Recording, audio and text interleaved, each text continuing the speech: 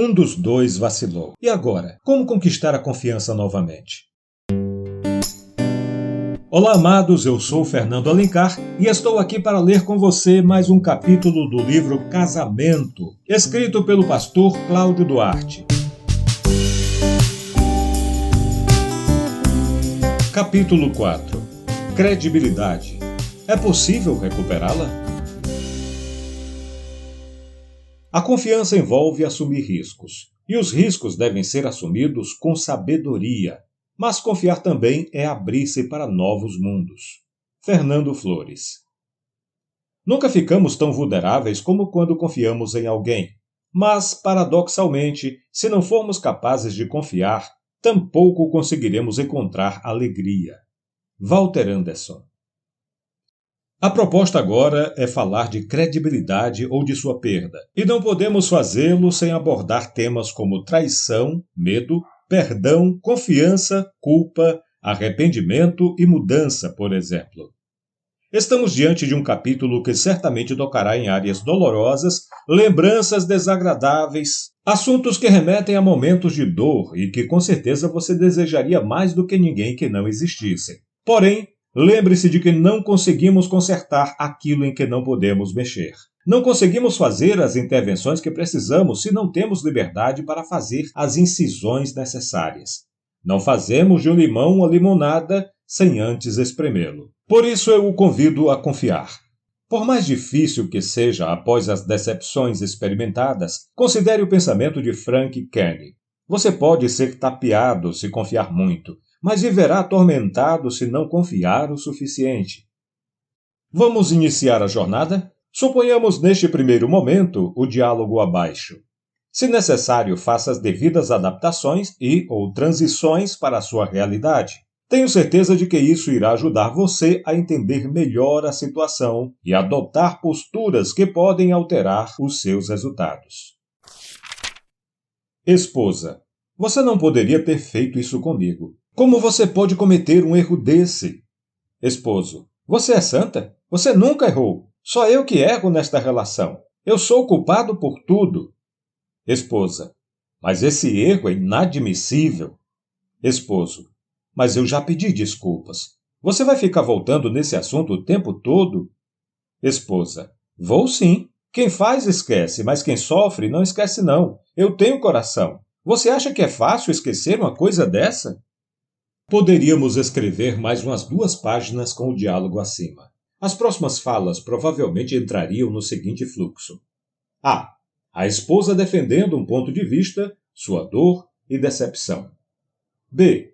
O esposo que já pediu desculpas, querendo sair desse processo de acusação e insistindo que já pediu desculpas, ou seja, já fez a sua parte e agora só falta ela fazer a dela.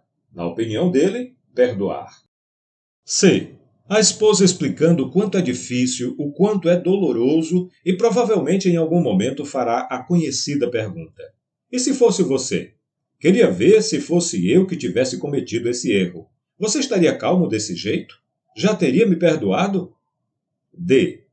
Então ambas as partes começam a lembrar erros do passado para justificar seus pontos de vista e a briga toma um rumo que parece interminável. Infelizmente, cenas como essa são muito comuns em matrimônios normais como os nossos. Nossos? Sim. Todos nós estamos sujeitos a discussões como essas. Uns conseguem perceber o erro e interrompem o fluxo da briga mais rápido, porém outros, menos preparados, deixam a coisa fluir de tal maneira que acumula resíduos irreparáveis. Mas para facilitar o seu entendimento, que tal analisarmos detalhadamente o nosso exemplo? Você não poderia ter feito isso comigo. Como você pode cometer um erro desses?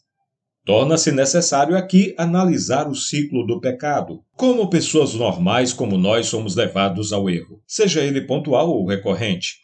No primeiro comentário deste vídeo, nós disponibilizamos um link para que você possa baixar o material complementar deste capítulo. Ali você encontrará um esquema gráfico que o ajudará a entender melhor aquilo que nós vamos ler a partir de agora. Você perceberá que tomamos como base um texto extremamente conhecido para apresentar o que chamamos de ciclo do pecado, o relato da queda de Adão e Eva. Como todos nós sabemos, estamos diante do primeiro casal da Bíblia, homem e mulher que tiveram o privilégio de viver no paraíso e dar início à história da humanidade. Mas indivíduos que, por conta de suas escolhas, são sempre lembrados por nós como aqueles que fizeram o pecado entrar no mundo. E com isso, administramos até hoje as consequências que simplesmente não teríamos se a narrativa fosse diferente. Não é esta a história que conhecemos? De forma bastante resumida, talvez possamos dizer que a história é assim. A Bíblia nos diz em Romanos 5 que por um homem entrou o pecado no mundo. De forma brilhante, o Espírito Santo não permitiu que fossem omitidos da Bíblia os equívocos de seus personagens.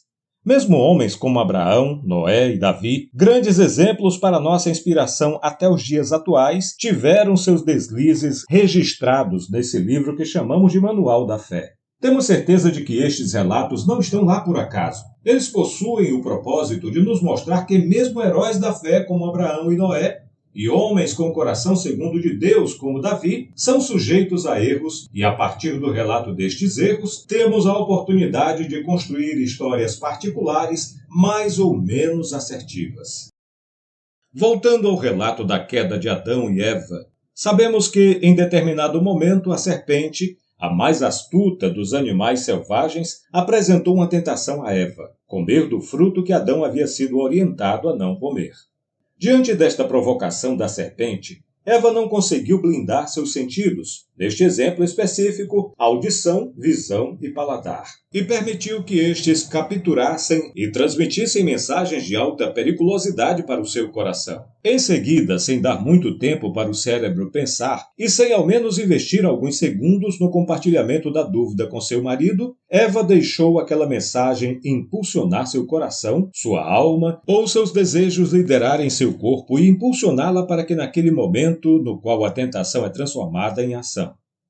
Vemos que a partir deste momento, Eva come do fruto proibido e ainda convence seu marido a fazer o mesmo, e pelo que tudo indica na Bíblia, sem esboçar resistência nenhuma. Chegamos então ao ciclo do pecado. Primeiro, abrir-se para a tentação. Segundo, transferir a tentação para o coração.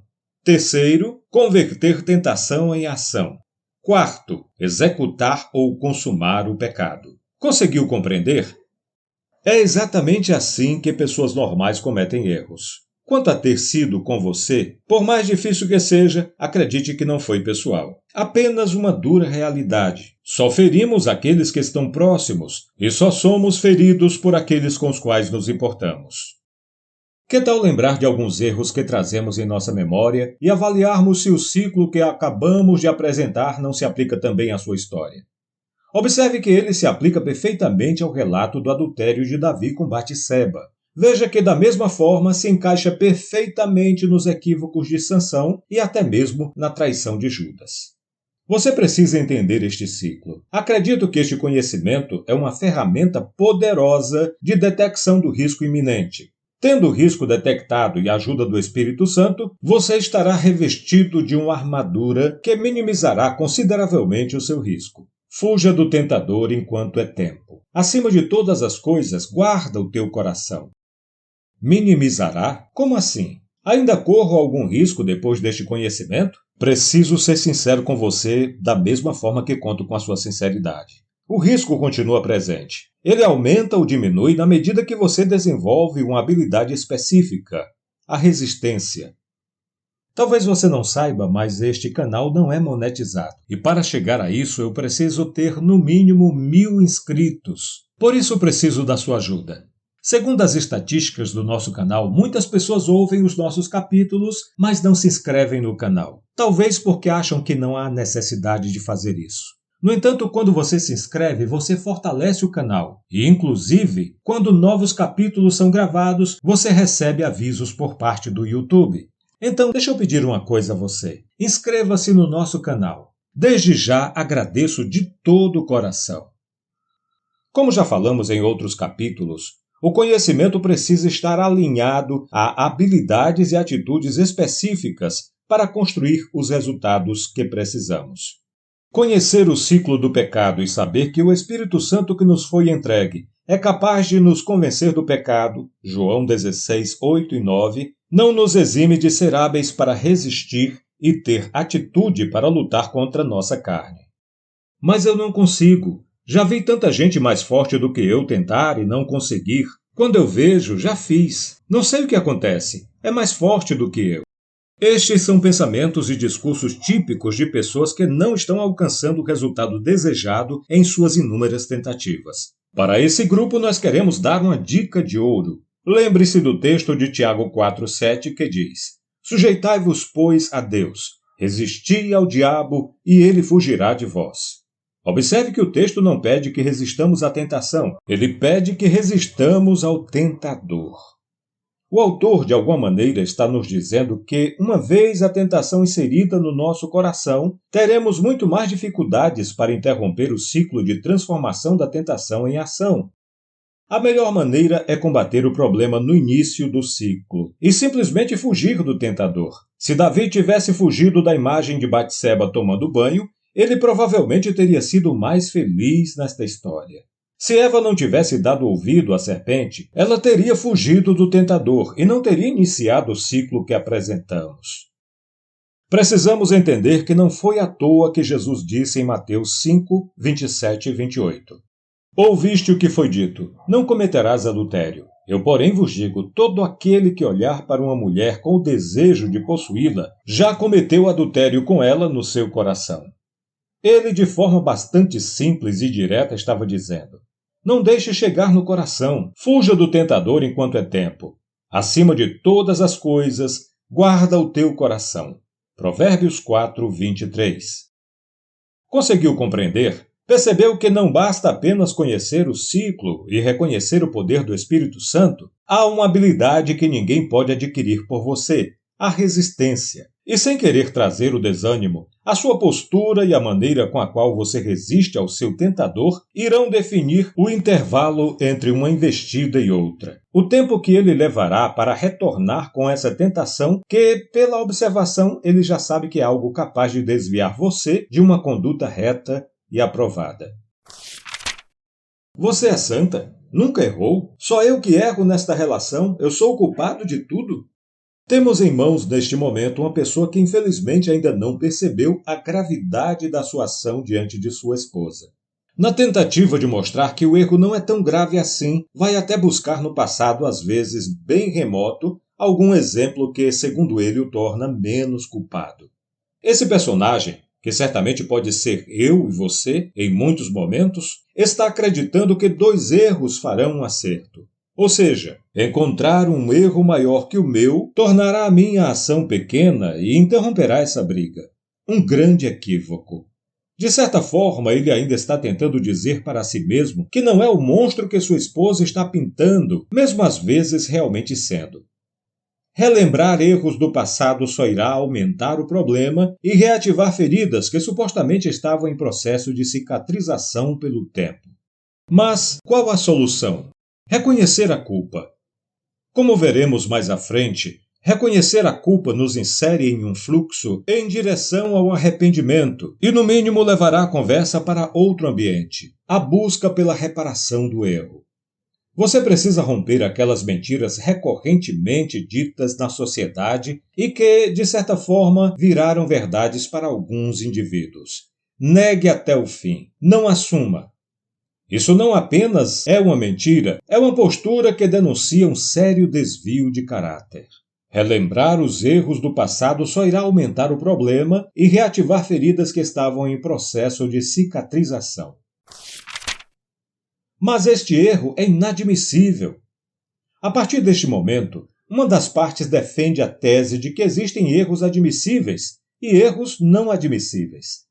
Em outras palavras, existem erros que eu consigo entender e perdoar, mas existem aqueles que não dá para negociar. Isso não é verdade? Sim, é verdade. Provavelmente o que está faltando na informação é que esta avaliação é pessoal e intransferível. O que é admissível ou inadmissível para uma pessoa não é obrigatoriamente admissível ou inadmissível para outro indivíduo, pois pessoas diferentes possuem concepções do mundo diferentes e são fortemente influenciadas por seus valores, sua cultura, sua criação, etc.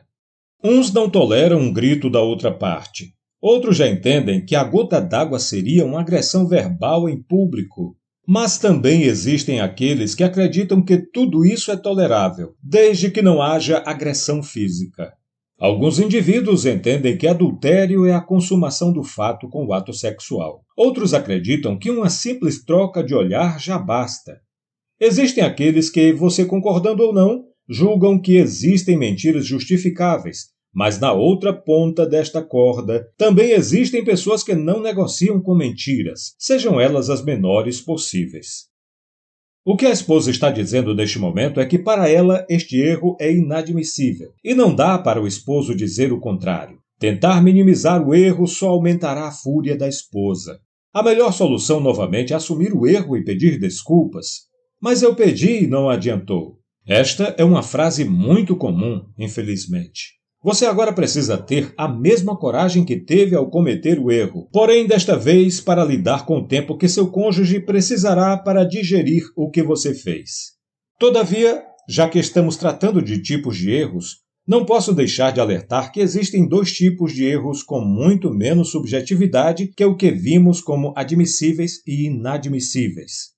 Primeiro, o acidental, pontual, sem repetição, um deslize em meio a uma vida de retidão, um acidente de percurso. Segundo, o recorrente, feito mais de uma vez, aquele que já virou hábito ou vício. O ciclo em ambos os casos é o mesmo. A grande diferença é que algumas pessoas, ao término de um ciclo de pecado, conseguem evitar a repetição, enquanto outras enveredam pelo mesmo ciclo repetidamente, de modo que a ação vira um vício ou um hábito. Neste segundo caso, é possível afirmar que estamos diante de uma pessoa que é escrava do pecado. Talvez seja desnecessário dizer que situações diferentes merecem tratamentos diferentes, pois não podemos, ou pelo menos não deveríamos, adotar a mesma postura diante daquele que comete um acidente e aquele que chamamos de escravo do pecado.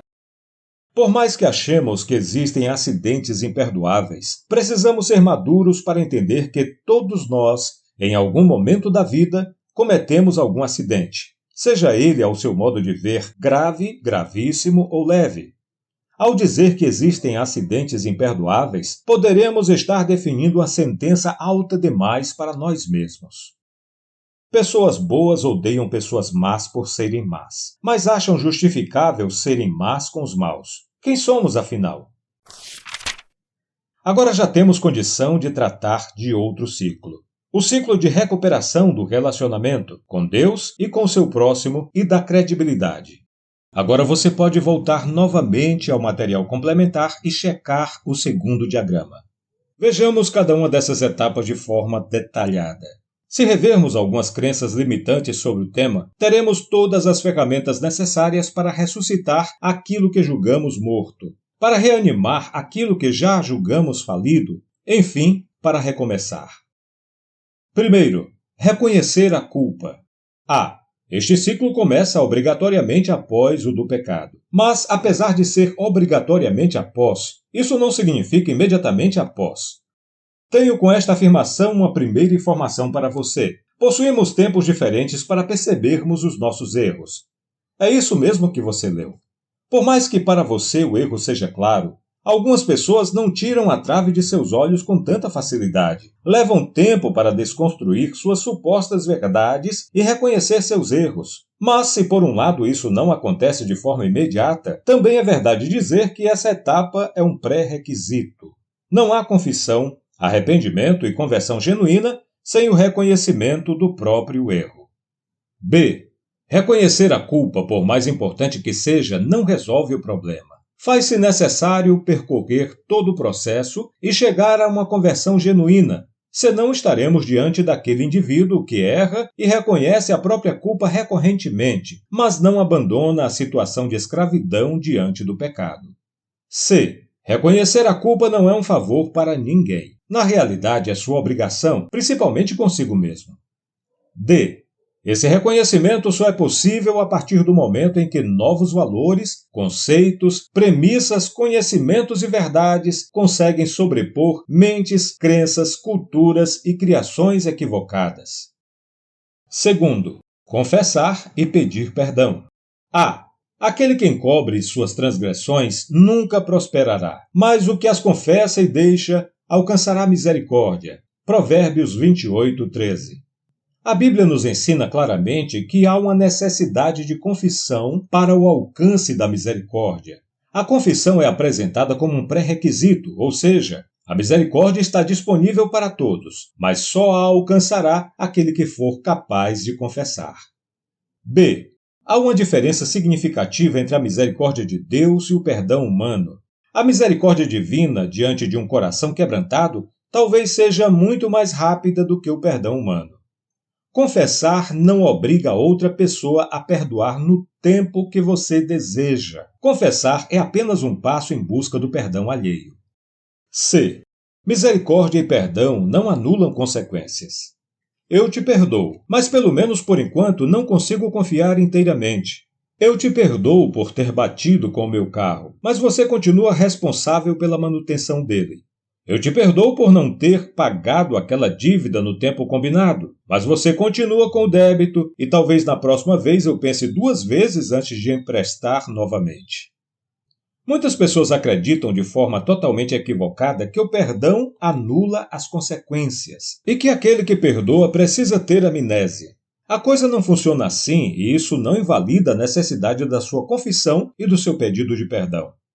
Não adiantou nada eu confessar, é uma frase que não cabe diante da dificuldade de perdão da outra parte. Confissão, por mais que você não concorde, não é para o outro, mas sim para você restabelecer o seu relacionamento primeiramente com Deus. Terceiro, mostrar arrependimento. A.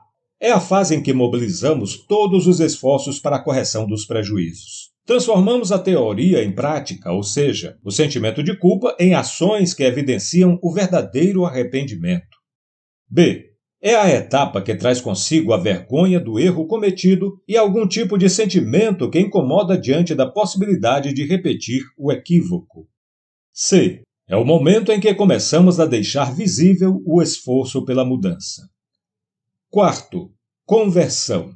Queremos tratar nessa etapa de uma conversão de caráter, postura e atitude, ou seja, uma mudança genuína. Aquele que roubava a partir desta fase não rouba mais. Aquele que traía agora não trai mais. Aquele que mentia, da mesma forma agora não mente mais. Houve uma conversão ou uma mudança genuína. B. Não estamos falando obrigatoriamente de adesão a uma religião e nem mesmo da atitude de aceitar Jesus como Senhor e Salvador da sua vida. Por mais que saibamos o quanto isso é importante e decisivo para o Espírito Santo ter legalidade sobre a sua vida. Estamos falando de mudança de vida, mas precisamos deixar claro que, guiados pelo Espírito Santo, isso ficará muito mais fácil, ou no mínimo, menos solitário. Este é o ciclo que, se percorrido de forma correta, integral e respeitando o tempo de cada indivíduo, o habilitará para o restabelecimento do relacionamento com Jesus Cristo e, por consequência, abrirá um novo capítulo na sua história em busca de santidade. É um processo inegociável para a recuperação plena da credibilidade. Muitas pessoas fracassam porque o veem como algo muito longo, cometem erros durante anos e anos, mas acreditam que o perdão e a credibilidade devem ser imediatos. Se você for maduro o suficiente para respeitar este tempo, alcançará o que podemos chamar de recomeço sustentável, ou seja, aquele recomeço que não constrói um degrau sem ter a certeza que o de baixo está sólido o suficiente para suportar o de cima. Precisamos que você seja forte e corajoso. Josué 1:9. Não desanime, Deus é contigo. Acredite, pessoas não se separam por uma traição ou um outro erro, seja ele qual for. Pessoas se separam porque não acreditam que a outra parte irá mudar de verdade e conseguir sustentar a mudança por muito tempo. Praticando. Vamos fazer uma pausa para aplicar a teoria à prática? Para o pleno entendimento deste tema tão espinhoso para algumas pessoas, precisamos ainda detalhar alguns outros conceitos. Mas não o podemos fazer sem antes fazer uma avaliação interna. Por isso, iremos fazer este exercício agora mesmo antes do final do capítulo. A proposta agora é que você e sua esposa, separadamente, Escreva em seu respectivo papel, sem a interferência do outro durante o exercício, o que acreditam que precisam fazer para recuperar a credibilidade de seu cônjuge. Uma vez concluída esta etapa, troquem os papéis entre si e avaliem o quanto suas percepções estavam próximas do desejado. Não percam tempo questionando a opinião do outro. Apenas adquiram a informação e orem a Deus para lhes dar a estratégia necessária ao longo da jornada.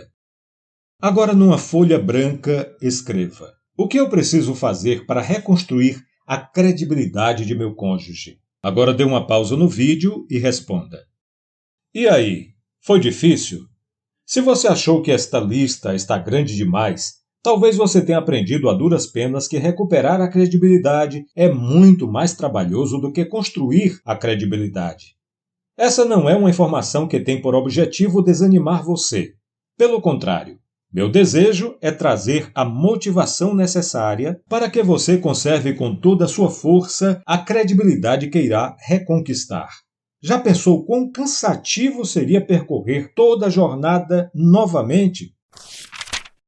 Com o propósito de lhe dar as ferramentas para recuperar uma credibilidade forte o suficiente para se reaproximar de seu cônjuge, iremos finalizar o capítulo pincelando alguns pontos de extrema importância no quesito credibilidade. Leia e pense sobre cada um deles, pois de fato farão a diferença no tema que estamos abordando agora. A. Uma intenção fraudulenta, por mais que cuidadosamente escondida no princípio, geralmente no fim se revelará. Tito Livio, historiador da Roma Antiga. Esforços verdadeiros para a recuperação de credibilidade precisam ser alimentados por intenções verdadeiras. Frases do tipo: eu vou mudar para que ela ou ele esqueça isso ou aquilo que fiz. Ou vou dar um tempo em determinada coisa até a situação acalmar. São exemplos de intenções fraudulentas.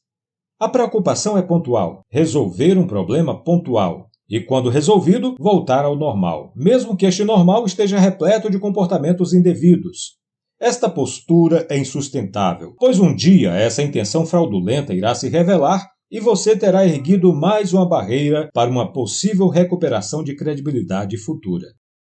Em certa ocasião, um general do exército norte-americano, Tommy Frank, afirmou: eu, por exemplo, começo com a intenção. Ou seja, intenções bem definidas inspiram pessoas, aumentam a crença e, por consequência, são um importante passo na adesão de ajudadores.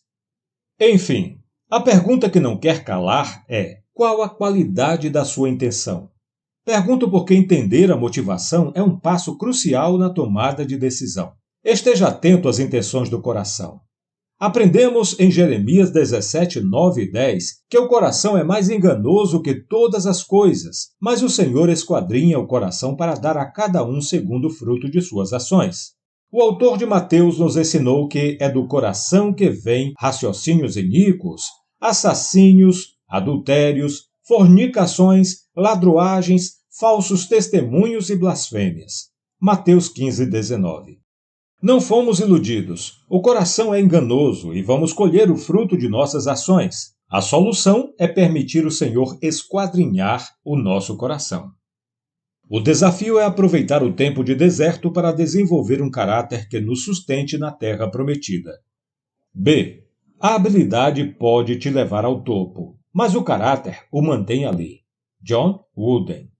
Como já vimos em capítulos anteriores, conhecimento aliado a habilidades e atitudes corretas é uma poderosa ferramenta para a construção de bons resultados. Contudo, queremos aqui registrar que o que irá manter a sua credibilidade é o seu caráter. O grande desafio daqueles que estão em busca da recuperação de credibilidade é aproveitar a jornada para forjar um novo caráter. Utilizando a expressão evangélica, o desafio é aproveitar o tempo de deserto para desenvolver um caráter que nos sustente na terra prometida. Vemos na Bíblia que Deus prometeu ao povo de Israel levá-los à chamada terra prometida. E Deus o fez. Libertou o povo da escravidão do Egito, os acompanhou e concedeu recursos e vitórias necessários ao longo do percurso. Apresentou os mandamentos necessários para a manutenção da bênção que lhes seria confiada e, por fim, os fez tomar posse da promessa. A partir deste momento, percebemos que o caráter não foi suficientemente forjado no longo período de deserto, e não muito tempo depois, vemos os relatos do exílio do povo de Israel diante dos assírios e em seguida dos babilônios. O caráter deles não foi suficientemente forte para mantê-los no topo. Pessoas efetivamente dispostas a recuperar sua credibilidade precisam investir todo o esforço possível no desenvolvimento de seu caráter, pois uma vez negligenciado este importante detalhe, não levará muito tempo para que a credibilidade seja novamente perdida. C. A pressa que lhe impulsiona a queimar etapas lhe desampara quando você está trabalhando para a restauração. Processos foram desenvolvidos para serem seguidos. Pessoas não são inseridas em desertos aleatoriamente. Cada um de nós vive os desertos que precisa a fim de ser forjado para o cumprimento do propósito para o qual fomos criados. Queimar etapas desse processo nos impede de desenvolver competências necessárias a longo prazo. Acredite, o importante não é ser rápido, o importante é estar na direção correta. D. Pondera a vereda de teus pés, e todos os teus caminhos sejam bem ordenados. Não declines nem para a direita, nem para a esquerda. Retira o teu pé do mal. Provérbios 4, 26 e 27. A credibilidade é uma consequência. Não pode ser comprada, não pode ser herdada e muito menos transferida. É aquilo que você conquista ao longo da sua trajetória sem se inclinar para a direita nem para a esquerda. Porém, o crédito que você leva uma vida para conquistar pode ser jogado fora com apenas um deslize. Por mais duro que possa parecer, esta é a regra do jogo. Mas é impossível recuperar? Não. Como vimos ao longo do capítulo, não é impossível a recuperação da credibilidade, mas duas verdades precisam estar na pauta. Primeiro, o esforço para a recuperação é muito maior do que para a criação. Segundo, as sequelas são inevitáveis.